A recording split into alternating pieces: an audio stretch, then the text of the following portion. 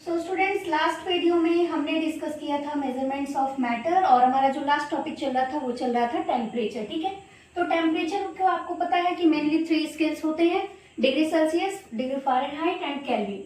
इन तीनों का कुछ ना कुछ इंटर रिलेशन था जो हमने पीछे लिखा था फॉर्मूला। तो यहाँ पे यही लिखा हुआ है, केल्विन को अगर क्या करना हो, डिग्री सेल्सियस से अगर केल्विन में चेंज करना है तो आप क्या करेंगे, डिग्री सेल्सियस में 273 ऐड कर देंगे। और वही चीज अगर डिग्री सेल्सियस से केल्विन में आप केल्विन से अगर आपको डिग्री सेल्सियस में चेंज करना है तो क्या करेंगे, 273 माइनस कर देंगे। ये तो यहीं से ये बन गया formula.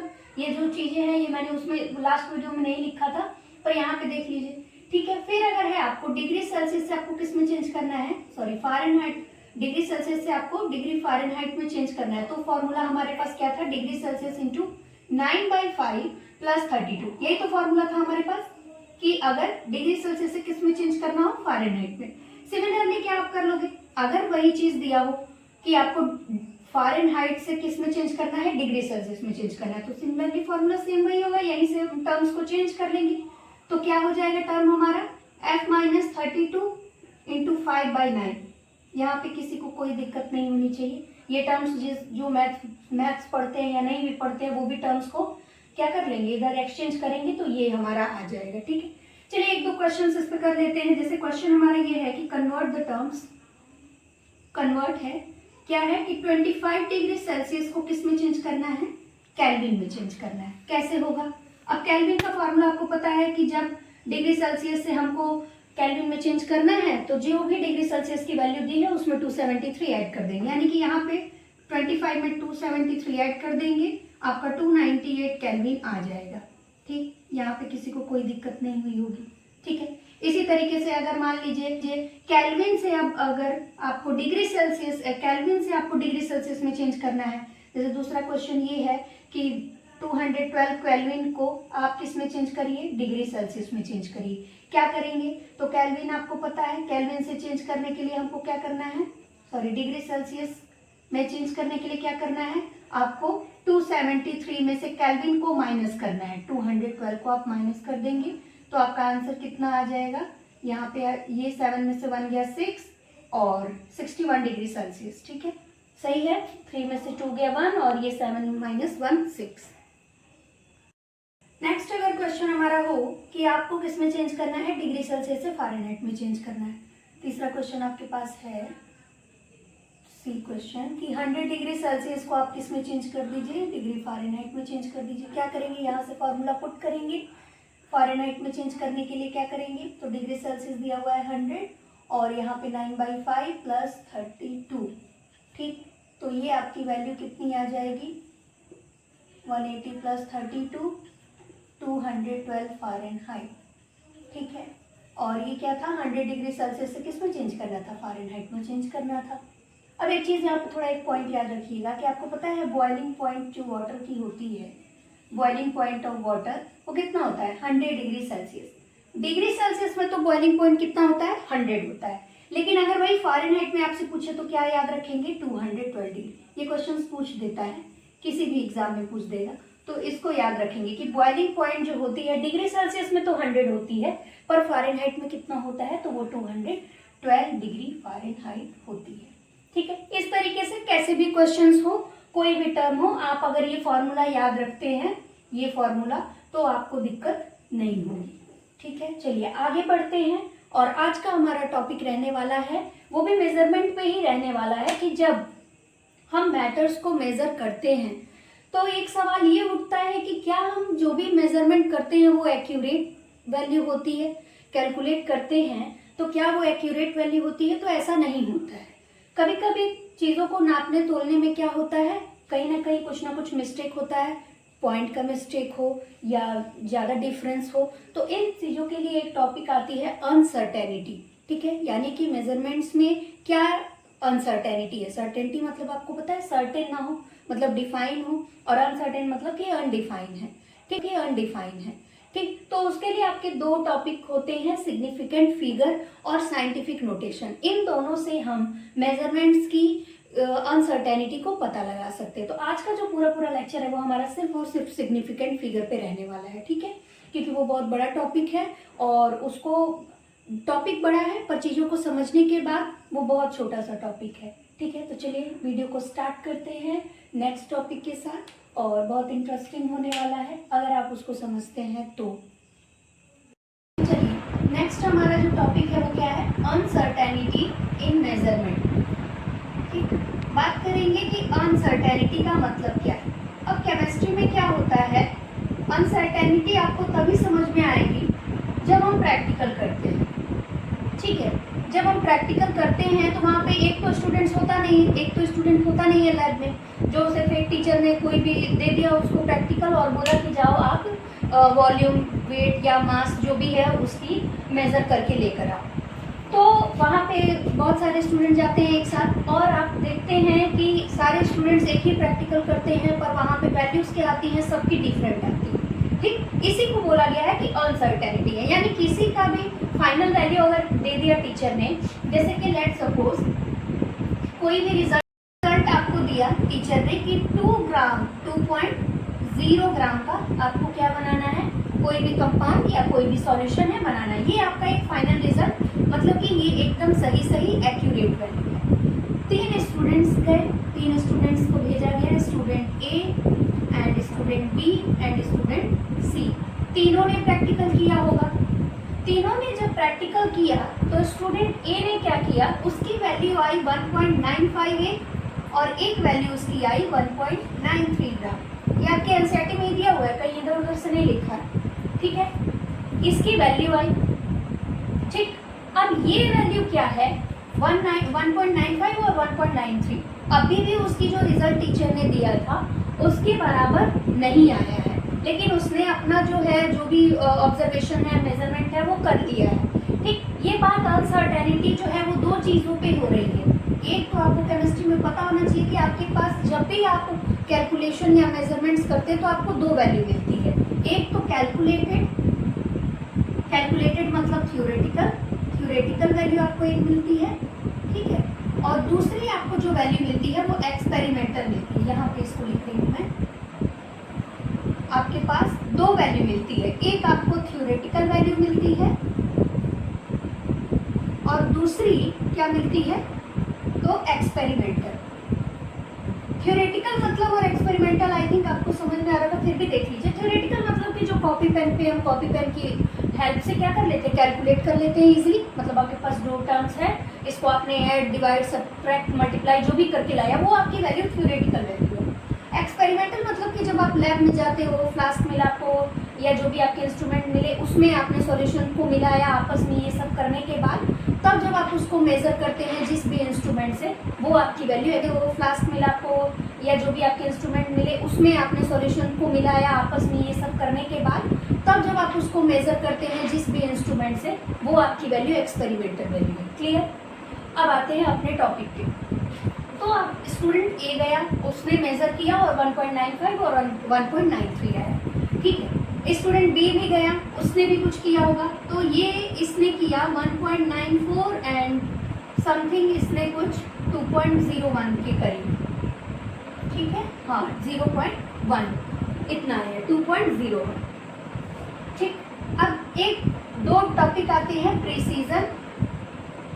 Precise value and accurate value. ठीक है, क्या मतलब होता है इसका समझिएगा, precise value and accurate value. Accurate value से तो आपको समझ में आ रहा है कि एक्यूरेट यानी जो फाइनल रिजल्ट हमें सर ने या मैम ने या टीचर ने दिया था, तो एक्यूरेट वैल्यू उसके बराबर होगी, यानी सही वैल्यू। प्रिसाइज का मतलब वो वैल्यू होती है जो क्लोज आए, close to the result, closest value to the result. ठीक है, कहने का मतलब कि जो फाइनल रिजल्ट मिला उसके क्लोज टू क्लोज वैल्यू आए, तो 1.95 आया, 1.93 आया, ये प्रिसाइज तो है। प्रिसाइज मतलब कि लगभग क्या है, एक दूसरे के क्लोज है वैल्यू। ठीक है ना, कुछ ही तो डिफरेंस है, 0.2 समथिंग। ठीक, यहाँ पे ये वैल्यू स्टूडेंट बी ने जो मेजर किया 1.94 और 2.01 ग्राम, ये ना तो प्रिसाइज है ना एक्यूरेट है। कहने का मतलब कि बहुत ज़्यादा डिफरेंस है, क्लोजेस्ट तो वैल्यू है ही नहीं। स्टूडेंट सी गया, उसने वैल्यू कैलकुलेट की और उसने वैल्यू कैलकुलेट करके कितना लाया, 1.99 ग्राम एंड 2.01 ग्राम। अब ये वैल्यू आपकी प्रिसाइज भी है, एक्यूरेट भी है। कैसे एक्यूरेट है? तो देखिए भाई 1.9 है, उसके बाद क्या आएगा 2.0 आएगा, उसके बाद 2.01 आएगा ना। यानी उसने कुछ ना कुछ हद तक क्या किया, वैल्यूज को एक बोल सकते हैं कि अप्रॉक्स वैल्यू उसने कैलकुलेट किया, और जो टीचर ने दिया था उन दोनों वैल्यू के बीचों बीच वो फाइनल रिजल्ट था। तो यही क्या होती है, अनसर्टेनिटी इन मेजरमेंट्स होती हैं। और कैसे जानेंगे कि कहाँ पे अनसर्टेनिटी है, इसके लिए आता है सिग्निफिकेंट फिगर। ठीक है, तो ये जो आपको समझाया मैंने अभी कि आपका एक प्रिसाइज वैल्यू होती है और एक एक्यूरेट वैल्यू होती है। आपको ये बातें समझ में आई? नहीं आई तो फिर थोड़ा सा वीडियो को पीछे करेंगे, फिर से सुनेंगे, समझ में पक्का आएगा ये चीज। ठीक है, फिर भी एक बार फिर से हम बता देते हैं कि अनसर्टेनिटी होती क्या है। जैसे आपको एक फाइनल रिजल्ट दे दिया गया, 2-3 स्टूडेंट्स हैं, 4 स्टूडेंट्स हैं, 5 स्टूडेंट्स हैं, सब लोग अपनी अपनी वैल्यू को क्या करेंगे, कैलकुलेट करेंगे। और ये अभी टीचर ने बताया नहीं है कि जो आप प्रैक्टिकल करने जा रहे हो उसका वैल्यू इतना है, ये तो हमें पता है, मतलब टीचर को पता है। बच्चे तो अपना कर रहे हैं कि मेरा सही है, मेरा सही है, यही होता है। तो सबने अपना अपना वैल्यू कैलकुलेट करके लाया, ठीक है। और उसमें जब ये वैल्यू क्या होती है, स्टूडेंट ए की जो वैल्यू है, तो प्रिसाइज वैल्यू का मतलब ये होता है कि क्लोज टू क्लोज आए, मतलब एक दूसरे की क्या है, क्लोजेस्ट वैल्यू आए। जैसे 1.95 है, 1.93, कितने का कहते हैं, सिर्फ 0.2 का ही डिफरेंस है, तो थोड़ी वैल्यू कहते हैं ना कि वो क्या है, क्लोजेस्ट है। यहाँ पे 1.94 है और यहाँ पे 3 मान लेते हैं, क्योंकि ये तो एक्यूरेट वैल्यू के बराबर था, 3 हो गया। तो अब ये देखिए कितने का डिफरेंस है, 1.94 कहाँ और 2.03, बहुत ज्यादा डिफरेंस है। तो ये ऐसे क्या है, गलत है, इनका ना तो एक्यूरेट है ना प्रिसाइज वैल्यू है। ठीक, प्रिसाइज एक्यूरेट तभी होगा जब मतलब ये दोनों क्या है, फाइनल रिजल्ट के लिए एप्लीकेबल। सी ने एकदम सही से किया, 1.99 और 2.01, मतलब ना तो ज्यादा पहले हमारे फाइनल रिजल्ट से आया और ना ही बहुत ज्यादा डिफरेंट। तो ये वैल्यू प्रिसाइज और एक्यूरेट के साथ साथ फाइनल आपका एक्यूरेट रिजल्ट भी लाता है, ये थी वैल्यू। अब यही जानने के लिए क्या आता है, तो सिग्निफिकेंट फिगर बताता है कि कौन सी वैल्यू सर्टेन है और कौन सी अनसर्टेन है। ठीक है, तो चलिए समझते हैं कि सिग्निफिकेंट फिगर क्या होता है। यहाँ पे सिग्निफिकेंट फिगर डेफिनेशन लिखी हुई है, डेफिनेशन से समझते हैं कि ये नंबर, फिगर के वो नंबर होते हैं जो सर्टेन के साथ साथ क्या होते हैं, अनसर्टेन होते हैं। यानी सर्टेन नंबर भी होगा और उसके साथ अनसर्टेन नंबर भी होगा। ऐसे नंबर्स को, ऐसे फिगर्स को ही क्या बोलते हैं, सिग्निफिकेंट फिगर होते हैं। और फिगर से ये सोच क्या होगा कि यार तो कहीं फिगर बना ही नहीं है, तो ये किस बात का फिगर है, तो ऐसा नहीं होता है। सिग्निफिकेंट फिगर उन नंबर्स का फिगर है जिसमें क्या होता है, सर्टेन और अनसर्टेन। अब क्या होते हैं सर्टेन, जैसे कि वही वैल्यू कैलकुलेट हुई थी, मान लीजिए कि किसी की वैल्यू 1.03 है, 1.06 है, 4 है, मान लीजिए, ऐसे रैंडमली लेके चलते हैं 5। ठीक, अब इसमें आपको दिखा 1.0 जो है वो क्या है, सर्टेन नंबर्स है। कैसे नंबर्स हैं, सर्टेन नंबर्स है। और ये 3, 4, 5 कैसे हैं, अनसर्टेन है। क्लियर हुआ? ठीक है, अब सिग्निफिकेंट फिगर को जानने के लिए कुछ रूल्स होते हैं जिनको जानना जरूरी है। उसके हेल्प से हम कोई भी सिग्निफिकेंट फिगर या सिग्निफिकेंट नंबर क्या कर सकते हैं, फाइंड कर सकते हैं। तो चलिए एक एक रूल को समझते हुए चलते हैं। ठीक, और पहली चीज कि सिग्निफिकेंट फिगर हमेशा कहाँ से स्टार्ट होते हैं, तो ऑलवेज स्टार्ट या बिगनिंग लिख लीजिए, always begin with non zero digit. Non zero का क्या मतलब है भाई, कि जो डिजिट जीरो ना हो, क्या ना हो, जीरो ना हो। यानी स्टार्ट कहां से होगा, नॉन जीरो से। यानी अगर नंबर मान लीजिए लिखा है यहाँ पे, ये 2, 3, 5 है, ठीक, इसमें आपसे पूछा जाए कितने सिग्निफिकेंट फिगर है, तो कितने फिगर है, 3 सिग्निफिकेंट फिगर है। ठीक है, कितने फिगर है, 3 सिग्निफिकेंट फिगर है। अगर यही पूछ दिया जाए कि ये या इसमें कितने सिग्निफिकेंट फिगर है, तो क्या बताओगे आप कि इसमें भी कितने सिग्निफिकेंट फिगर है, 3 ही है। क्यों, क्योंकि जीरो काउंट नहीं होगा, यही मतलब है नॉन जीरो। नॉन जीरो का मतलब कि जीरो से नहीं स्टार्ट होना चाहिए, जीरो को छोड़ के बाकी सभी नंबर से जो स्टार्ट होगा वही आपका सिग्निफिकेंट फिगर है। ठीक है, तो चलिए फर्स्ट रूल को देखते हैं, क्या कहता है फर्स्ट रूल। यहाँ पे हमने रूल लिखा है, रूल नंबर 1 और 2। ठीक है, रूल नंबर 1 क्या कहता है कि ऑल नॉन जीरो डिजिट, क्या है, all non zero digit are significant. जितने भी नॉन जीरो डिजिट्स होते हैं वो क्या होते हैं, हमारे सिग्निफिकेंट होते हैं। जैसे एग्जांपल में लिखा है 0.25, 25, 0.17, ठीक है 7.5। सभी के पास कितने सिग्निफिकेंट फिगर हैं? तो सभी के पास 2 सिग्निफिकेंट है। देखिए 0 को हमने क्या नहीं करना है, कंसीडर करना नहीं है, तो 1 और 2 दो सिग्निफिकेंट फिगर हुए। 25 में तो ऐसे ही दिख रहा है कि 2 सिग्निफिकेंट फिगर है। 0.17 में 1 और 7 सिग्निफिकेंट है। 7.5 में 7 भी है और 5 भी है। ठीक है, तो ये आपके सिग्निफिकेंट फिगर हो गए। दूसरा रूल ये है कि zeros to the left to the first non zero digit, यानी कि सबसे पहला नॉन जीरो डिजिट हमारा, यानी पहला डिजिट जो कि नॉन जीरो है, उसके पहले अगर कोई जीरो है, ठीक है, या हम ये भी समझ सकते हैं कि लेफ्ट में अगर जो जीरो है, लेफ्ट में कितने भी जीरो हो वो सिग्निफिकेंट क्या नहीं माने जाएंगे, नहीं माने जाएंगे। ठीक है, तो यहाँ पे देखिए 0.03 है। 0.03 में कितने सिग्निफिकेंट है? तो सिर्फ और सिर्फ एक सिग्निफिकेंट है। मार्कर को क्या बोला है? 0.03 में कितने सिग्निफिकेंट है? सिर्फ और सिर्फ एक सिग्निफिकेंट है। 0.17 में कितने सिग्निफिकेंट? 2 सिग्निफिकेंट है। ठीक है, क्योंकि लेफ्ट में है 0 जो कि नहीं होगा सिग्निफिकेंट। इसमें कितने सिग्निफिकेंट है? 4 सिग्निफिकेंट है। इसमें कितने हैं? इसमें भी 4 हैं। सॉरी, इसमें कितने हैं? 2 सिग्निफिकेंट है, क्योंकि लेफ्ट में 0 होगा वो आपका सिग्निफिकेंट फिगर नहीं होगा। आई बात समझ में? पहला रूल क्या होता है कि जितने नॉन जीरो डिजिट होंगे वो सभी सिग्निफिकेंट होंगे।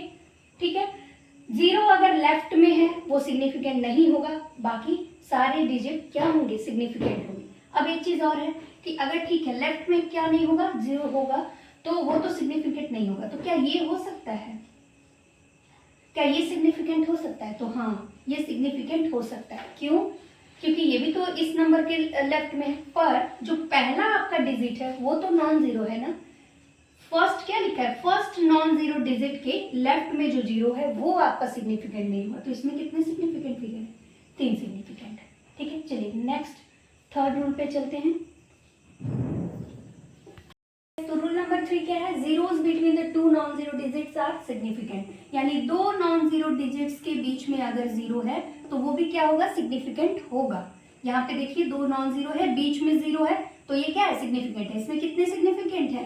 तो 1 2 3 4, 4 सिग्निफिकेंट है। इसमें भी कितने हैं? 4 सिग्निफिकेंट है। इसमें 3 सिग्निफिकेंट। इसमें कितने हैं? 1 2 3 4 है। ठीक है, अब ये नहीं होगा, क्यों? क्योंकि ये लेफ्ट में। रूल नंबर 2 हमारा क्या कहता है? लेफ्ट में जो 0 है वो सिग्निफिकेंट नहीं है। रूल नंबर 4 क्या कहता है कि अगर 0 क्या है आपके राइट साइड में है नंबर के, तो वो सिग्निफिकेंट होगा। ठीक है, राइट साइड में अगर 0 है तो वो क्या होगा? सिग्निफिकेंट होगा। और एक चीज और लिखा है कि टर्मिनल जीरोस आर नॉट, लेकिन टर्मिनल यानी कि किनारे वाले जो 0 होंगे, जो सबसे कोने में अगर 0 है तो वो सिग्निफिकेंट नहीं होगा। तो देखिए ये भी तो किनारे में है। पर एक चीज याद रखिए, क्या कहता है कि जो एक्सपोनेंशियल जैसे कि 100 है, अब 100 में क्या ये कंसीडर होगा? तो नहीं, इसमें सिर्फ और सिर्फ एक सिग्निफिकेंट फिगर ही है। क्यों? क्योंकि ये टर्मिनल है। अब टर्मिनल का मतलब ये कि अगर इसको हम लिखे तो ये क्या हो जाएगा? 1 × 10⁻² हो जाएगा।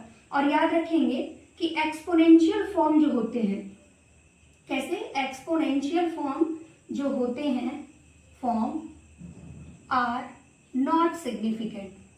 ठीक है, यानी पावर के फॉर्म में जो लिखे होते हैं, पावर के फॉर्म में हम जिनको लिखते हैं वो कभी भी सिग्निफिकेंट नहीं होते। इसीलिए टर्मिनल 0 क्या नहीं होते? सिग्निफिकेंट नहीं होते। बाकी ऐसा रहेगा क्या? इसको आप लिख सकते हैं क्या? 10⁻, कुछ लिख सकते हैं, इसको लिख सकते हैं, इसको लिख सकते हैं, इसको लिख सकते हैं? नहीं।